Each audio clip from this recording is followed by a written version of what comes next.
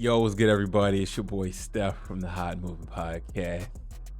The Lord giveth, the Lord taketh. Boy, oh boy, this is bad. Really, really bad for Colorado. Man, I was pulling for Deion Sanders. Still am pulling for Deion Sanders this whole season, but as much as we like Deion Sanders and the Colorado Buffaloes, we also we got to dole out some major criticism here tonight for this travesty of a loss. Now, before I get started, shout out to Stanford. You know what? You guys, bottom of the Pac-12. You guys came out on the road and competed. So much deserved win for them. But of course, we all know the spotlight was not on Stanford. I mean, this game, if any game was a pencil-in game, a game to circle, a bounce-back game, Stanford was primed for the taking, and they were. Colorado led 29-0 at halftime, and I was like, this team is good. Took a little break, did some things. I come back, and the score is 26-29, and I'm like, what? You know, I mean, Colorado, missed a field goal to go up 32. Oh, I believe at one point. So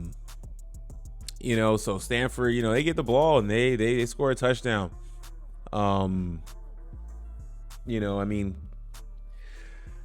They tied this thing up, man. It was 33. What is it? 33-33. So basically, when Stanford was, when Stanford was scoring, Colorado was answering back, and it's just, there was a one drive where Shador just missed Travis Hunter completely. Oh man, that was so bad. Stanford got the ball and made something happen. So I mean, this was just, and also too is the penalties. Colorado had a lot of penalties as well. So team has been undisciplined this year. The amount of penalties, hey, you can say new players and all that, understandable. The defense has been bad, and honestly, listen, I understand they don't have the big recruits on defense, but at the same time, man, these guys were struggling to tackle.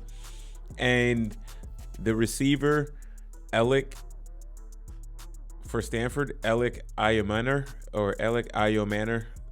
man, I'm probably butchering that. Absolute beast. He's a pro level talent. He will be in the NFL soon. He's only a sophomore year. Go ahead and book him as a top receiver heading into next year's draft or draft of 2025. He will be a prime receiver. Listen, that's why when you're a bad team, if you are a skill position player on a bad team, make sure your tape is good. Okay, make sure your tape is absolutely good. Because, I mean, listen, the way they balled tonight, this Stanford team is 1-4. What? Ashton Daniels seems like he had a game of his life. QB balled out. Sophomore. Stanford's building something here. So Stanford's a team to look out for next year to cause havoc in the Pac-12 or whatever the league's going to be. But anyways, though, back to Deion Sanders. Not good. I'm sure that press conference is going to be something to behold. But, I mean, just to give up a 29-0 lead to a team, you had your foot on their neck, and your offense just sputtered out. I mean, you guys aren't built like that yet to let your foot off the gas offensively and expect your defense to kind of just float the other team and close them out. Game got hella sweaty late, and ultimately they lost the game in OT by throwing that horrible interception. I thought Shador should have just ran it, honestly. But, of course, that's Monday morning quarterbacking it. But, man, what is the noise going to be for Deion Sanders and Coach Prime going forward? Like I said, this game was supposed to be a shoo-in game, and they lost it. Now they're 4-3. And, I mean, Deion tried to be fair, Deion was like, look, we don't care about no bowls.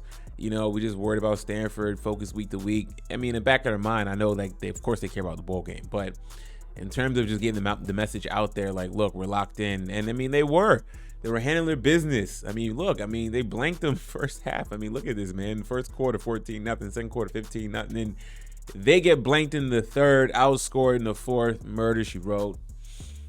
Man.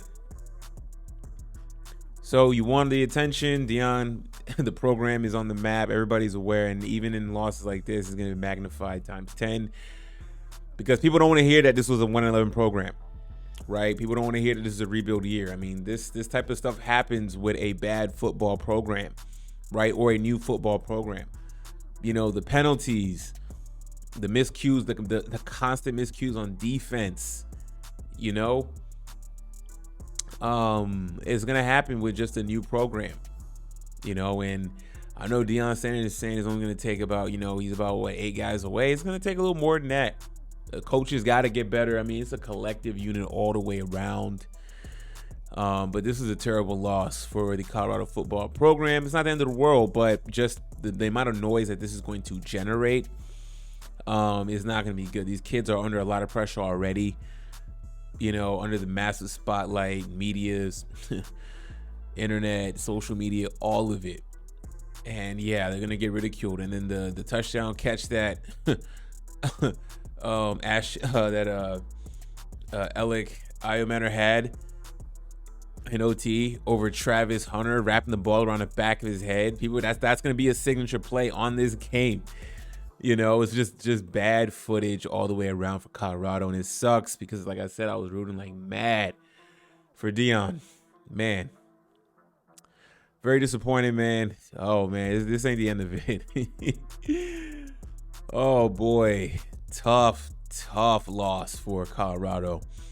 Man, they win this game 5-2. Okay, we're back. Look, we even won 11 last year, 5-2. We're just a game with being bowl eligible, and the work gets harder going forward with what UCLA, Arizona, Oregon State. UCLA, Stanford was the team.